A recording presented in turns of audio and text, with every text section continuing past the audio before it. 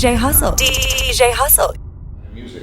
Now, with the legacy of the Baka Boyz, I mean, you've guys done everything. Production. You've made the DJ. I mean, if you go through any of the albums back in the 90s, everybody's like, yeah, shout out to the Baka Boyz and this and that. What is your legacy when it comes to production? Wow, pistol grip pump. Yeah, as far as I'm concerned, it's, you know, we kind of missed the boat on that. Honestly, we didn't take advantage of our situation when we were on the air at Power, working with, you know, having all these people come in from Busta Rhymes to Biggie to, you know, everybody that came into the show. You name it. We should have been in the studio producing with those guys, doing records, but.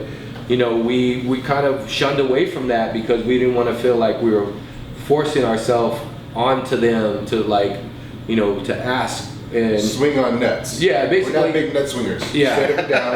There's a few good ones out there to this day. You guys know who they are. You see them out there swinging on nuts.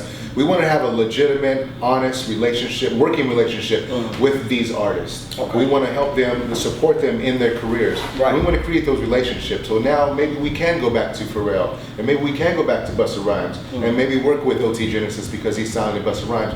We have these relationships that are golden to us, and they're priceless. And if we were being the, you know, maybe a little, how would you say, the kids, because we were young, 21, 24, 25 years old at Power 106. We could have, you know, really messed up some relationships, and I don't, you know, we weren't into that. We want to create those relationships. Yeah, and then also once we got to the radio, we kind of shunned away from the production. Like we stopped producing. We didn't continue, and that's where we made the mistake, I feel, is not continuing to produce and not actually asking people, hey, I got this track, I want you to get on it, blah, blah, blah. You know, because like you said, it's a working relationship. Right. But we, you know, hindsight 2020, as they say. I wish we would have continued down the production path. I still produce. Nick still produces. I'm still producing. I'm not.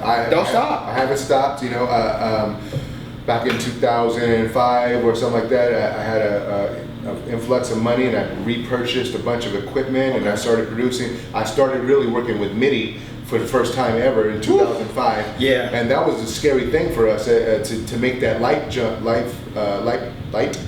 from the SP1200, which is just only samples and a very short period of time you can use on a sampling drum machine, into actually connecting MIDI and using keys, which we don't know how to play. So that was always a fear as well. And you know, things have advanced so far and so much these days now. Everything's in the computer. Everything's in the laptop now. In the laptop, you can do everything. You don't need a box or anything like that. So, but I just continue still producing, and I'm working with new underground independent artists, even older artists, you know, from the good life that never got any love and any light. I'm working back with those cats as well. I'm going to work with dope artists, great MCs, great lyricists, and R&B artists or singers that can actually help finish my piece of art.